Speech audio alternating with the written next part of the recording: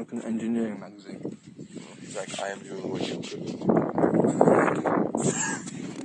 could. Breakfast consists of this bread roll with hummus and a tomato each. And we just remembered that we actually have to find Julian's glasses, which he lost when we got freaked out by the car turning around the corner. So we have to plan on an extra hour to walk around and find my glasses and invade 3 properties. So yeah, it'll be fun. I feel like they might be like, during the evening they don't work on the properties, but during the day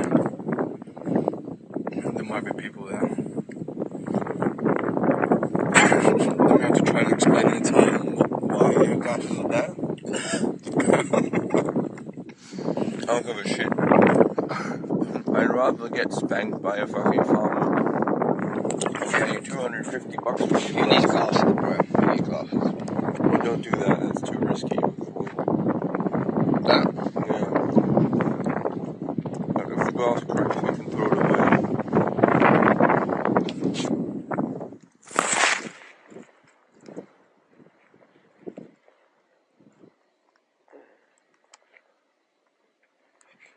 That's what we used to eat in the van in Australia every day. Yeah? But we bought like a... Well, we had a little wander around the quarry that we're staying in. We found this barn, we were taking shit over there, and the quarry is obviously like over here, and it seems to be pretty active, or at least pretty active. And then we found these fucking like old dead cars here, which we're going to check out now, which is pretty funny, or weird, I don't know. Yeah. Oh. It's interesting to see if, well, they must have just ridden them down. Maybe died in the process, but beautiful view as well. And that's the island that we were on the boat, apparently. La Vignana. Which is pretty cool.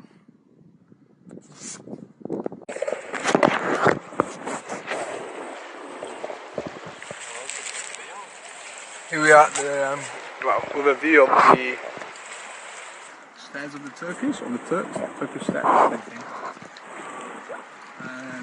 Which is like a cool formation of the rocks on the cliffside that people can walk over, which is pretty cool. But, we probably won't have time to do that today because we're going to the Valley of the Temples and we need to get back to Palermo soon. The sandwich, very, very good. Except una focaccia con prosciutto, rucola e pecorino. Molto bene. Out of 10? 9. 9, 9. Nice. And then my time. Yeah, we're just going to chill here and then get to the Valley of Temples, which would you say is the biggest collection of I think it is in temples? Like, apart from Greece, it is the biggest collection of like temple ruins, and also the oldest, something like that. And then we'll head back to Palermo. Julian's got to find a woman. You have to choose which one. Yeah. And I've got to return the car and sleep in the airport and fly at 8 AM. Which is not the same vibe, but My plan seems a bit nicer than yours. a little bit. So yeah.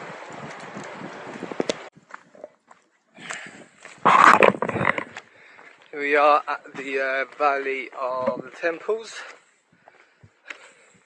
one of the largest collections of archaeological sites, or one of the biggest archaeological sites in Europe. And this is the creme de la creme, some kind of temple used by the ancient Greeks in the 5th century BC. 6th, close enough. In an ancient city called, what was it called? Acragos, I think. Acragos, when they conquered Sicily, I assume. Very cool, very Greek, as you can see, and a beautiful view of the valley. Oh, and a very nice breeze.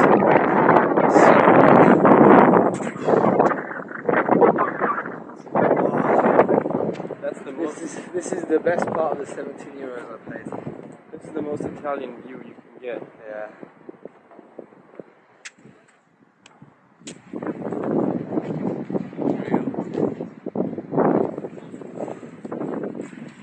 Right, there's another one over there.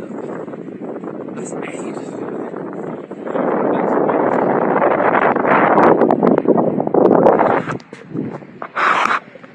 Julian really wants affogato. He's been craving it all day. We've not found a single place that does it yet. Oh, right, let's move on. Julian, go touch his knob. I get a photo of you touching his knob. Huh? Touch his knob.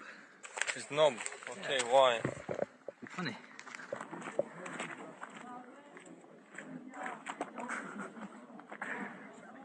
I like this.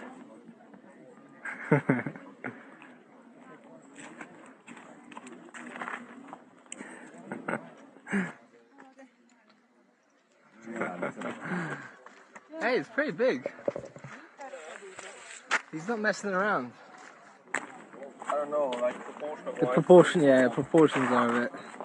But back in the day, it used to be good to have a small dick, you know? Really? Yeah, because then you're an intellectual. You were intellectual. Is that why they always painted small? That's why the statues all have small penises. In Italy. Why did they think that? Like I don't know, that's a good one. imagine being born with a micro penis. Everyone's like, oh, "You're a genius." But, like, who sees your dick? Like, just girls, that's it. Yeah, and then they're like, "Fuck, I need to be with this guy." Born in the wrong era. That's my problem. Ancient Greek Roman statues have small genitals because small size symbolized intellectualism, self-control, and rationality, as opposed to the large, prominent genitals associated with animalistic, uncontrolled lust. This cultural norm persisted through the Renaissance due to the revival of classic ideals, influencing artists like Michelangelo. The idea was that an ideal civilized man prioritized his mind over his base desires, and small, non-erect phalluses represented the superior state of being. What is a phallus? That is, I don't know what phallus is, but that's actually quite a deep and thoughtful idea. But if I had a statue after me, I wouldn't want it to have a small I penis. must be a genius then. I'm telling you, born in the wrong era. Oh, and that's another temple back in the background. Very far away, but there is a cafe on the way. Now, if it's closed, I'm gonna kill myself. I want my money back.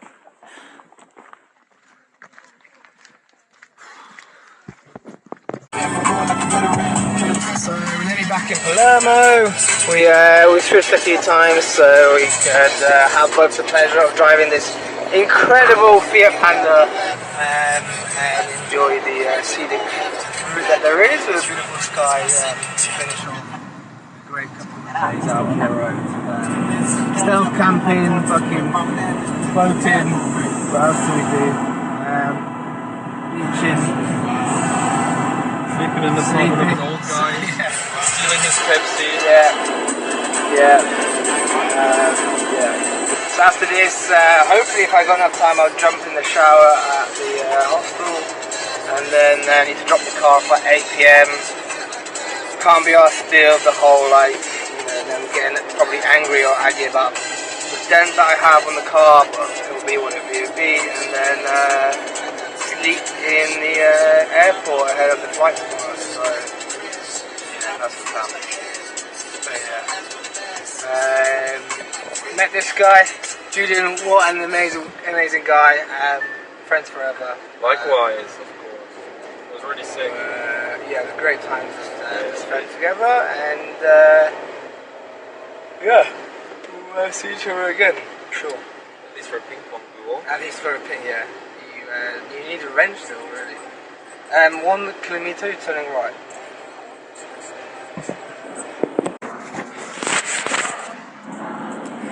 So I've just got to the airport, and I honestly can't believe my fucking luck. I literally got away with murder. Like, this is the definition of getting away with murder. So like, obviously on the first day, I think I might have filmed this, but like, I kind of scratched and into the car when I was pulling, like when I was parking.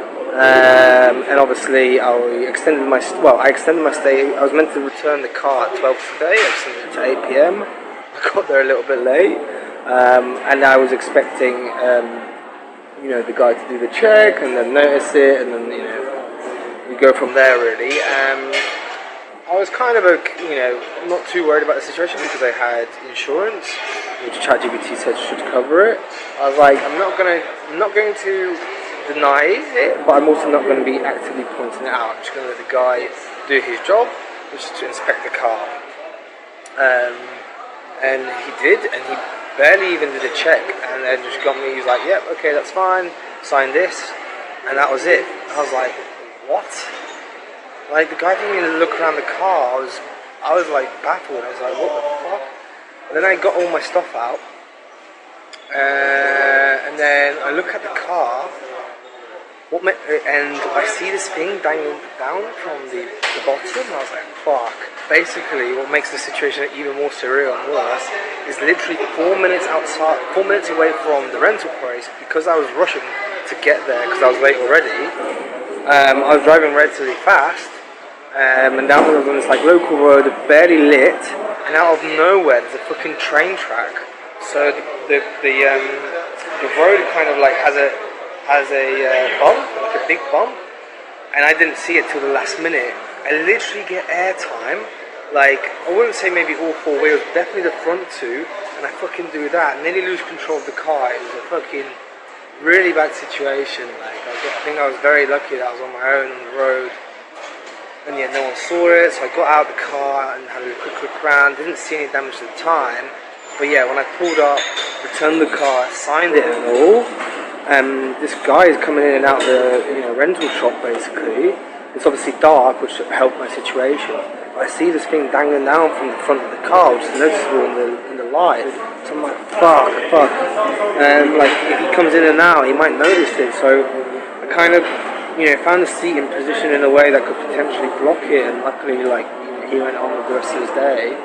And now I'm here in the airport, and I'm like, I know it's like, moral high ground of me, like, to say I feel bad and I have a really bad conscience about it, because I could just, point it out. At the end of the day, the game's the game. Like, you got to do your job properly, Like, I've been scammed and fucked over by rental companies and insurance before, so it takes two to tango sort of thing. So I do feel bad because they do seem like chill people, but yeah, fuck. I was like, I genuinely couldn't believe my luck, or maybe also their incompetence